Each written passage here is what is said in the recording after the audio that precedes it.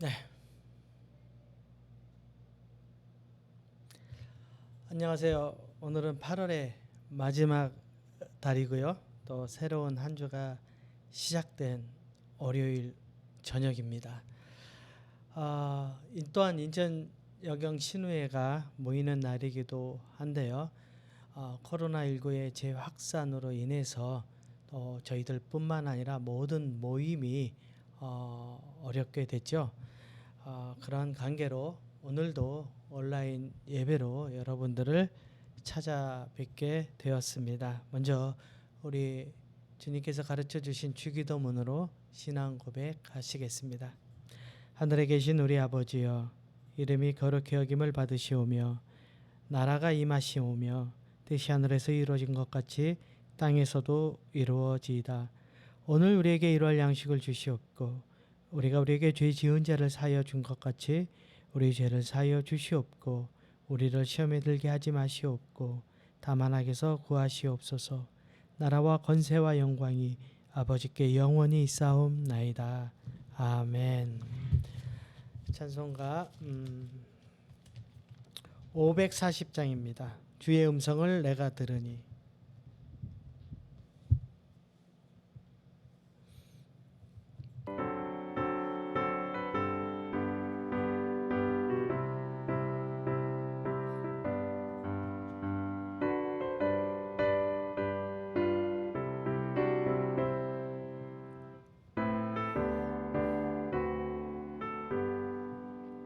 주의 음성을 내가 들으니 사랑한단 말일세.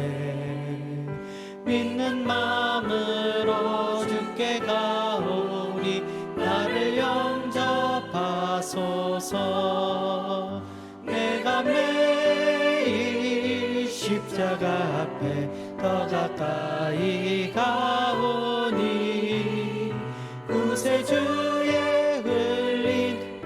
피로써 나를 정케 하소서. 주여 넓으신 은혜 베푸사 나를 받아주시고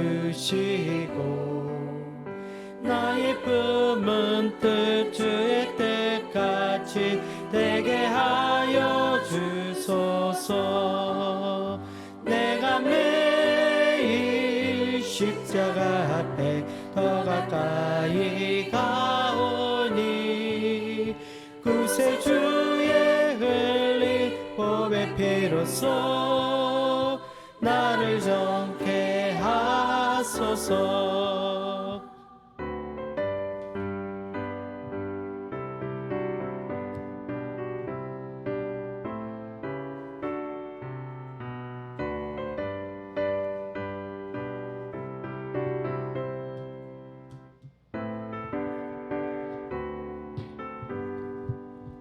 주의 보좌로 나아갈 때에 어찌하리 기쁠까. 주의 얼굴을 항상 배우니 더욱 친근합니다. 내가 매일 십자가 앞에 더 가까이 가오니 구세주의 보배 피로써 나를 정케 하소서. 우리 구주의 넓은 사랑을 측량할 자 없으며 주가 주시는 참된 기쁨도 헤아릴 수 없도다. 내가 매일 십자가 앞에 더 가까이 가오니 구세주의 흘린 보배 피로써 나를 정케 하소서. 아멘.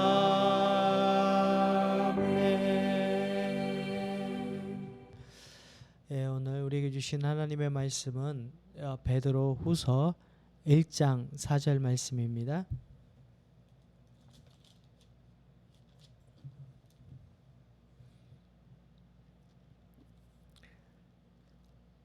이로써 그 보배롭고 지극히 큰 약속을 우리에게 주사 이 약속으로 말미암아 너희가 정욕 때문에 세상에서 썩어질 것을 피하여 신성한 성품에 참여하는 자가 되게 하려 하셨느니라. 아멘.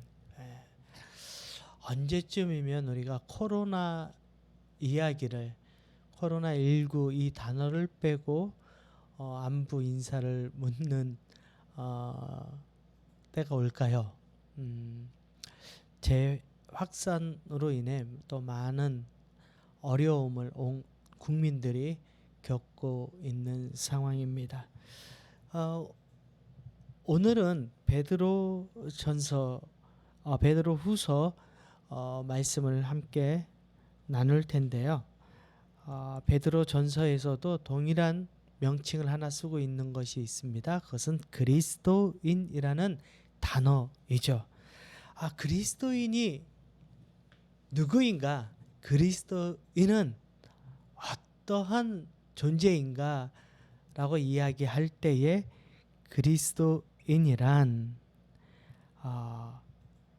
나그네다 라는 이야기를 사용하고 있습니다. 그리스도인은 나그네이다. 이 나그네 같은 존재로서의 그리스도인은 어떻게 살아야 하는가? 그것이 베드로 전서 또 후서의 주제일 수도 있습니다. 그리스도인이란 사회와 가정과 교회가 있는데 그리스도인에게는 모든 영역에 있어서 선하게 살아야 한다라고 이야기하고 있습니다. 그리스도인이 어떤 존재인가? 나그네입니다. 나그네 한번 생각해 보십시오. 정처 없이 어쩌면은 떠도는 인생일 수 있겠죠. 우리의 이 세상에서의 삶의 모습이 아닐까 하는 생각을 해봅니다. 정착하고 뭔가를 갖추고 끝까지 살아갈 것 같은 그런 존재가 아니라 언제나 어떤 상황에 따라서 떠나야만 되는 존재로서의 그리스도인을 생각하시면 될 것 같습니다. 그러한 그리스도인은 사회와 가정과 교회 모든 영역에 있어서 선하게 살아야 한다. 끝입니다. 이것이 베드로 전서에서 또 베드로 후서에서 베드로 사도가 오늘 우리에게 전해주고 있는 말씀이죠. 모든 행실에 거룩한 자가 되라. 베드로전서 1장 15절의 말씀입니다. 그렇게 살아야 되는 이유는 한 가지예요. 하나님께서 우리의 아버지가 되시기 때문에 우리가 모든 행실에 거룩한 자가 되어야 한다는 것입니다. 그 거룩한 삶, 모든 영역에 있어서 그렇게 살아가는 그리스도인들의 성품을 신의 성품에 참여한 자라고 오늘 말씀은 이야기하고 있습니다. 1절부터 4절까지 말씀을 제가 다시 한번 읽겠습니다. 베드로 후서 1장 1절에서 4절까지 말씀입니다. 예수 그리스도의 종이며 사도인 시몬 베드로는 우리 하나님과 구주 예수 그리스도의 의를 힘입어 동일하게 보배로운 믿음을 우리와 함께 받은 자들에게 편지하노니 하나님과 우리 주 예수를 알므로 은혜와 평강이 너희에게 더욱 많을지어다. 그의 신기한 능력으로 생명과 경건에 속한 모든 것을 우리에게 주셨으니 이는 자기의 영광과 덕으로서 우리를 부르신 이를 알므로 말미암음이라. 이로써 그 보배롭고 지극히 큰 약속을 우리에게 주사 이 약속으로 말미암아 너희가 정욕 때문에 세상에서 썩어질 것을 피하여 신성한 성품에 참여하는 자가 되게 하려 하셨느니라. 베드로후서에서는 그리스도인들이 신의 성품에 참여한 사람들이라고 이야기하고 있습니다. 신의 성품에 참여했다는 말이 어떤 의미일까요? 신의 성품에서 이 신이라는 말은 하나님께 속한 이라는 의미가 있고요. 성품은 본질이라는 말씀입니다. 그리고 참여하는 자, 이 말은 교제하는 자 또는 함께 가진 자라는 뜻으로 풀이해도 좋겠습니다. 그러니까 이 말씀을 풀어서 쓰면 어떤 내용이죠? 하나님께서 소유하시는 본질을 공유하는 자. 엄청난 내용을 베드로 후서에서 베드로 사도가 이야기하고 있는 것입니다. 그리스도인은 하나님께 소유하시는 본질을 공유하는 자인 것입니다. 사도 베드로가 그리스도인들을 이렇게 부르는 까닭이 무엇이겠습니까?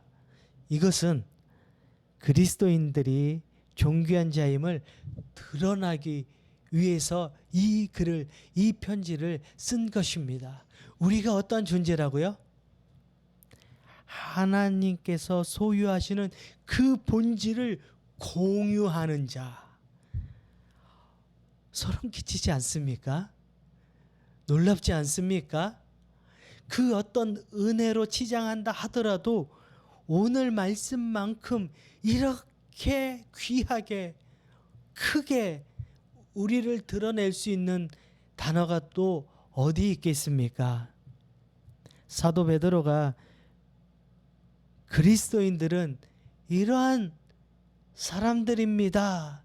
나그네와 같이 이 세상에서 정처 없이 떠도는, 어쩌면 약자와 같은, 보상받아야 되는 그런 존재인 것 같은데, 진짜 그리스도인들은 하나님께서 소유하시는 그 본질을 공유하는 자입니다 라고 우리에게 다가오고 있는 것이죠.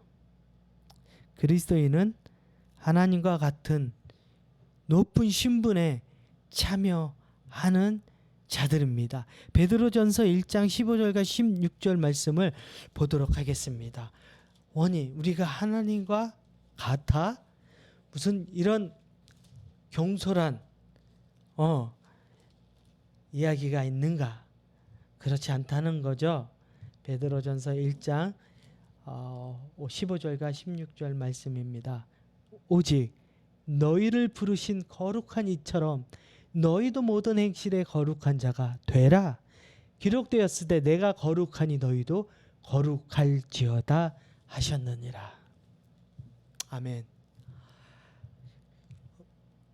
어떤 위치로 봤을 때에 하나님과 인간, 아버지와 아들의 격차가 있는 것을 인정한다면은 이렇게 쓰지 않았겠죠.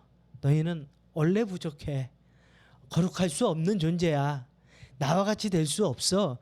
라고 말씀하실 수 있었겠으나 성경은 또 베드로 사도는 그렇게 이야기하고 있지 않습니다. 중요한 것은 하나님과 그리스도인들을 나란히 놓고 있습니다. 왜 그렇습니까? 하나님께서 우리의 아버지가 되시기 때문입니다. 그 위치로 같이 승격해 주신 거예요. 아들과 아버지가 같다라는 이야기죠. 얼마나 은혜로운 이야기고 또 감격스러운 이야기입니까? 말씀입니까?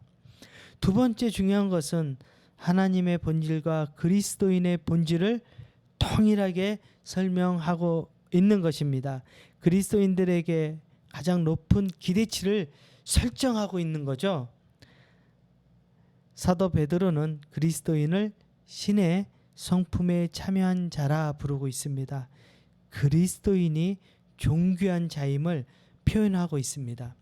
그리스도인은 하나님과 같은 높은 신분에 참여하는 사람이라는 거죠. 그러나 오늘날 그리스도인들은 부끄럽게도 사도 베드로가 알려준 이러한 존귀함을 잃어버린 채 살아가고 있지는 않은가를 우리는 생각해 보는 것입니다. 말씀 앞에 또 우리가 물어보는 것입니다. 그리스도인들의 존귀함을 스스로 내가 교회가 망가뜨리고 있지는 않은가? 다시 한번 이 말씀에 우리를 내려놓고 회개할 것이 있으면 회개해야 합니다. 어떤 변명의 여지도 없습니다. 하나님이 세상을 이처럼 사랑하신 것 같이 아들로서의 그 존재의 위치가 하나님과 같이 끌어올려준 하나님의 자녀라면은 우리도 마찬가지로 아름다운 세상을 이처럼 사랑하신 하나님의 뜻에 따라 그리스도인의 자격과 모습은 세상을 사랑하는 것이겠죠. 존귀하게 여기는 것이겠죠. 그러기 위해서는 우리가 항상 어려움만, 고난만 바라보고 사는 것이 아니라 그 어려움과 고난 속에서 경건을 잃지 않고 거룩하게 살아야 합니다라고 우리에게 메시지를 전해주고 있는 오늘 베드로 후서의 말씀에 다시 한번 귀를 기울여야 할 것입니다. 고난에 대해서 많은 이야기를 또 할 수 있습니다. 끄집어낼 수 있습니다. 그러나 코로나19로 인해서 지금 현재 우리는 충분히 어렵고 힘든 삶을 또 시대를 걸어가고 있지 않습니까? 이때 우리가 할 수 있는 것은 더욱더 거룩하게 경건하게 이 세상에 우리가 드러나야 한다는 말씀입니다. 이래서 아니야, 그래서 할 수가 없어 라고 주장하는 것이 아니라 그럼에도 불구하고 모든 교회는 하나님의 백성은 또 그리스도인은 이 거룩한 이름을 지닌 우리들은 고난 가운데에 이 어려움 가운데에 경건을 잃지 않는 것이고 신의 성품을 유지하는 것입니다. 제가 오늘 여경 신의 카톡에 올린 것은 그리스도의 영성이라는 말을 표현했습니다. 그리스도인의 영성이 뭡니까? 그것은 신의 성품을 삶 속에서 살아내는 것, 그것을 영성 있는 삶이라고 이야기하는 겁니다. 그것을 영성 있다고 이야기하는 겁니다. 우리는 어떤 영성을 이야기합니까? 영성 있어, 영성 있는 그리스도인이 되기를 원합니다라고 이야기할 때는, 그것을 소망할 때는 이 삶 속에서 신의 성품을 유지하는 겁니다. 힘들어도 또 어려워도 괴로워도 일이 잘 안 돼도 또 일이 잘 되더라도 기쁠 때라도 그 신의 성품을 흔들림 없이 유지하는 어떤 모습으로요? 경건하고 거룩하게. 그것을 어디에서요? 삶 속에서. 예배의 자리는 어디입니까? 우리의 삶의 자리가 예배의 자리인 것입니다. 그 삶 속에서 예배를 잘 지켜내는 것, 그것을 영성이라고 합니다. 저와 함께 말씀을 나누고 있는 우리 인천 여성 경제인 신우의 한 분 한 분들이 어려운 이 시대의 상황 속에서 변함없이, 이 변함없다라는 말씀은 아버지 앞에 변함없이 그분의 성품대로 경건을 잃지 않고 거룩하게 예배드리는 자입니다. 어디서요? 우리의 삶의 자리에서. 그럴 때 우리는 영성 있어 보이는 것이고요. 세상 사람들은 그러한 그리스도인들을 또 교회를 향해서 박수는 아니더라도 공감하고 또 함께하는 자리로 나올 수 있으리라 생각을 해봅니다. 베드로 후서에서 이야기하고 있는 이 상황들, 당시의 상황들이 허무하고 흑암으로 가득한 어렵고 힘들었던 상황 속에 있음을 우리는 말씀에서 찾아낼 수 있는데요. 2장 17절에서 19절 말씀입니다. 제가 읽겠습니다. 베드로 후서 2장 17절 19절 말씀. 이 사람들은 물 없는 샘이요 광풍에 밀려가는 안개니 그들을 위하여 캄캄한 어둠이 예비되어 있나니 그들이 허탄한 자랑의 말을 토하며 그릇되게 행하는 사람들에게서 겨우 피한 자들을 음란으로서 육체의 정욕에서 유혹하는도다. 그들에게 자유를 준다 하여도 그들은 멸망의 종들이니 누구든지 진자는 이긴 자의 종이 됨이라. 예. 허무하고 어렵고 고난 가운데 있는 이 상황 속에서 베드로 사도는 이야기합니다. 우리는 하나님의 성품을 지닌 자들입니다. 그 안에서 승리해야 합니다. 말씀을 맺고자 합니다. 언젠가는 코로나19가 종식되어지겠죠. 그러나 그 시기를 관통하는 지내온 그리스도인의 삶과 교회는 또 언젠가 역사 안에서 평가를 받게 될 것입니다. 우린 그것을 생각해야겠죠. 무엇에서 승리하며 무엇을 지켜야 하고 우리의 자리가 어디인지 명확하게 다시 한번 선을 긋고 지켜낼 수 있는 인천여성경제인 신우의 여러분들 뿐만 아니라 섬기시는 교회와 또 모든 그리스도인들이 되기를 소망합니다. 그 평가 가운데에서 경건을 잃지 않았으며 또 참 예배자였으며 하나님께서 명하신 그 이웃사랑을 실천하였다. 한국 교회는 그리하였다. 한국 교회 성도들은 그렇게 그 어려움에 동참하였다라는 평가를 역사 속에서 받기를 소망합니다. 이를 위해서 함께 기도하고요. 예배하고요. 또 우리의 삶 속에서 예배를 지켜내는 또 영성 있는 그러한 그리스도인 되기를 소망합니다. 기도하겠습니다. 하나님, 너무나 힘들고 어려운 가운데에 저희들이 놓여 있습니다. 저희들 뿐만이겠습니까? 이 나라 민족뿐이겠습니까? 모든 이 세계의 나라들이 어려움을 겪고 있습니다. 이 고난 가운데에 참과 거짓을 구분할 수 있는 기회도 되게 하여 주실 뿐만 아니라 그리스도인으로서의 모습을 또 명확하게 드러낼 수 있는 기회로 삼을 수 있는 이 땅의 교회들 되게 허락하여 주시옵소서. 너희는 세상의 소금이다.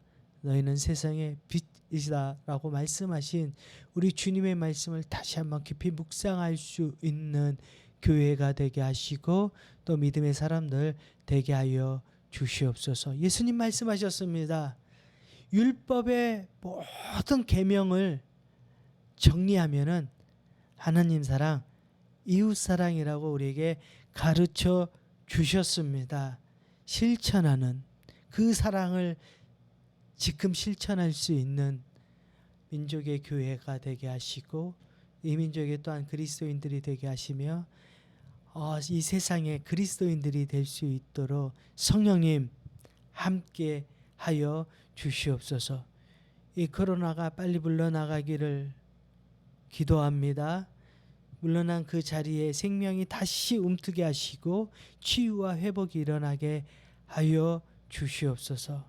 어려움을 겪고 있는 모든 사람들에게 또 예수 그리스도의 모습으로 다가설 수 있는 저희들의 발걸음 또 손길이 될 수 있도록 성령님 또한 인도하여 주시옵길 간절히 기도드립니다. 하루속히 함께 얼굴을 보며 기쁨의 찬양을 부르고 말씀을 나눌 수 있는 그 시간이 빨리 올 수 있도록 기도합니다. 해결하여 주시고 또 회복시켜 주시옵소서. 예수님의 이름으로 감사하며 기도드렸습니다. 아멘.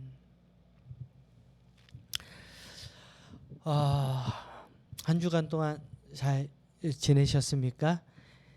요즘은 잘 지내는 것조차도 참 힘듭니다. 마스크 쓰고 다니는 것이 여간 어렵지 않죠. 습한 데다가 또 기온도 높아지고 있고요. 이런 상황 가운데 서로에게 위로와 또 기쁨이 될 수 있는 우리 그리스도인들의 관계가 되었으면 합니다. 코로나 블루라는 신조어가 나타나서 우리를 우울하게 만들고 짜증나게 만들고요. 우리의 성품을 그 하나님의 성품을 잃어버리게 만들 때가 얼마나 많은지 모르겠습니다. 그럴 때일수록 우리가 다시금 말씀에 붙들리고 또 찬양하는 입술이 되고 이웃들에게 뿐만 아니라 또 함께하는 신앙의 공동체 사람들에게 기쁨과 행복을 전해줄 수 있는 꽃 피울 수 있는 존재가 된다면 나쁘지 않을 것 같습니다. 코로나19는 우리의 신앙으로 또 믿음 안에서 극복되어질 수 있음을 믿고 확신합니다. 이를 위해서 한국교회가 더욱더 건강하게 또 아름답게 세상의 빛과 소금의 역할을 잘 감당할 수 있기를 위해서 우리 모두 함께 노력하고 기도해야 할 것입니다. 다음 주에는 이 단계가 2.5에서 3으로 가는 것이 아니라 1단계로 떨어지고 또 확진자들의 수가 줄어드는 그런 좋은 소식을 또 함께 나눌 수 있기를 소망해 보고요. 다음 주에는 함께 모여서 예배 드릴 수 있음을 또 소망합니다. 제가 축도로 예배를 마치도록 하겠습니다. 지금까지 함께 해주셔서 감사드립니다. 여호와는 내게 복을 주시고 너를 지키시기를 원하며 여호와는 그 얼굴을 내게 비추사 은혜 베푸시기를 원하며 여호와는 그 얼굴을 내게로 향하여 드사 평강 주시기를 원하노라 할지니라. 아멘.